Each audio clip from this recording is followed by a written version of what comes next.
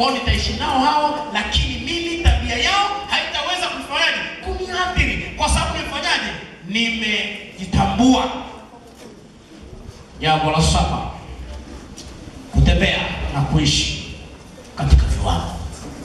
Kutembea na kuishi katika viwango, si viwango vya chini, ni viwango vya juu. Utakapokuwa umejitambua na kujielewa vizuri, utaweza kuishi kwa viwango vya juu.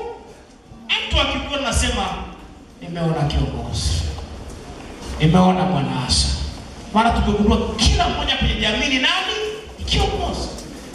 Kweli huyu ndiye role model wangu. Kwa nini? Huyu mtu alikwisha kujitambua, kwa hiyo ataishi na kutembea katika viwango vya juu. Haleluya. Haleluya. Haleluya. Hata enda shuleni kama ni kiongozi, hata enda shuleni na shati la njano ambalo lilikuwa jeupe limeshakuwa la njano, kwa sababu si anajitambua na anatembea na kuishi kwa viwango. Maana yeye ni nani? Kiongozi, ameshajitambua. Mwambie jirani yako, ishi kwa viwango. Tembea kwa viwango. Nani atatembea yako tu? Lazima utembee kiviwango. Haleluya. Sasa unatembea hivi. Haleluya. Unatembea haueleweki kama mwizi fulani. Tembea kwa viwango. Hapa anapita mtu fulani, hapa anatembea mtu. Hizi ni nyaya za mtu fulani. Kwa kweli huyu tulipomuona huyu hawezi kufanya jambo hili. Kwa nini? Huyo mtu alishajitambua. Haya bwana. Jambo la 8, kujua majukumu katika maisha yako. Utakapokuwa umejitambua, utajua majukumu yako na utayafanya majukumu yako. Mimi ni mwanafunzi, napaswa kusoma. Utakapokuwa umejitambua, muda wa karata utakupata saa 3. Unacheza karata na baba yako. Baba kula nyoka hilo. Bagosha. Bwana asifiwe. Anafanya. Unasema kuna ngapi? Kula king, sio kula nini? Sasa fanyaje? Hautafanya hayo. Haleluya. Kwa sababu utakuwa unajua majukumu. Haiwezekani tukawa na wanaasa wa ovyo waliokuja kwenye mkutano hapa leo kujifunza. Tutakuwa tumekosea sana, kwa sababu hawajitambua. Lakini kama umejitambua, utajua majukumu yako, ya kwamba mimi ni mwanafunzi. Muda wa kuangalia TV sio muda wangu, ni muda wangu wa kwenda kusoma. Ndio maana tunatamani wanaasha mkapae juu. Baada ya kujitambua na kujielewa, utakuwa umetambua majukumu yako. Mimi ni mtu fulani. Ni kweli ninasoma day scholar, yani nasoma shule ya kwenda na kurudi.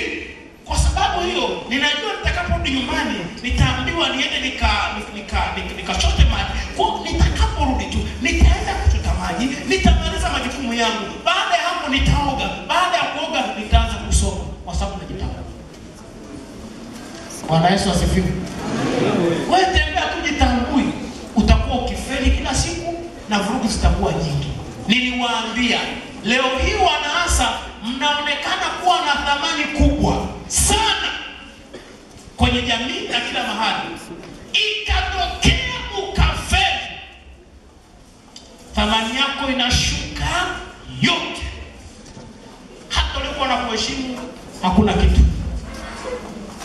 Habari za asubuhi. Habari za leo. Mwambie jitambue mwanangu. Haleluya. Haleluya. Mwambie jitambue. Tambua majukumu yako. Utaishi vizuri. Matokeo ya kujitambua. Baada ya kujua umuhimu wa kujitambua, lazima tuangalie ni matokeo yapi yanayoweza kuja mimi nitakapokuwa najitambua. Jambo la kwanza, nidhamu. Jambo la kwanza ni nini? Nidhamu. Ya kwamba nimejitambua, nitawaheshimu watu, wataniheshimu watu. Kwa hiyo mimi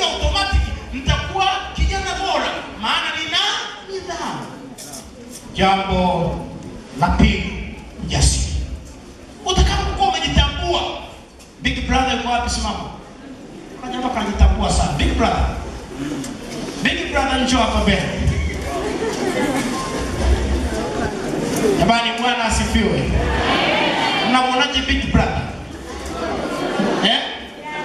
Mnamuonaje big brother? Ni kwa sababu anajitambua, ndio maana matokeo ya ujasiri. Big brother.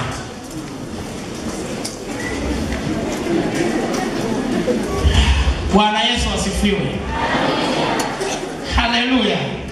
Lakini jambo la tatu, msimamo. Utakapokuwa unajitambua, hakuna kuyumbisha. Ndio ule unafika wananatakata nyasi. Yuko na kivulana hapo hata akina mwelekeo akina nini. Anaanza kunatakata nyasi. Halo? Hujajitambua na hujajielewa, ndio maana matokeo yako yamekuwa kung'ata nyasi. Na utabakia kwenye nyasi. Haleluya. Jichanganye uone. Bwana Yesu asifiwe. Kujitambua, utakapokuwa umejitambua, utakuwa na msimamo. Mimi dash au tuseme jina fulani la Kisukuma linaloweza kufahamika kwa haraka la kike. Taja jina. Nani? Ana. Mimi Ana nimejitambua, siwezi kufungua pochi yangu. Sasa. Haleluya. Haleluya. Wengine wameshaanza kuelewa pochi ni nini. Bwana Yesu asifiwe. Kwa sababu wanajua msimamo wangu, hakuna atakaye kufuata. Maana umejitambua.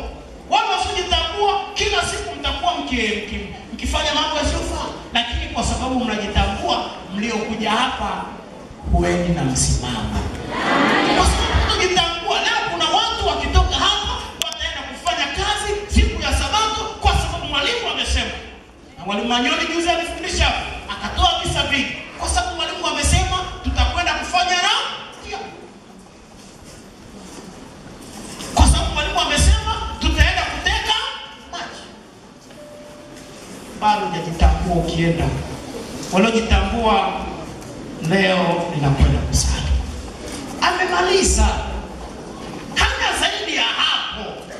Haleluya. Kwa nini? Anajitambua. Na hiki ndicho kinachotutesa. Kuwasimamia kundi la asa.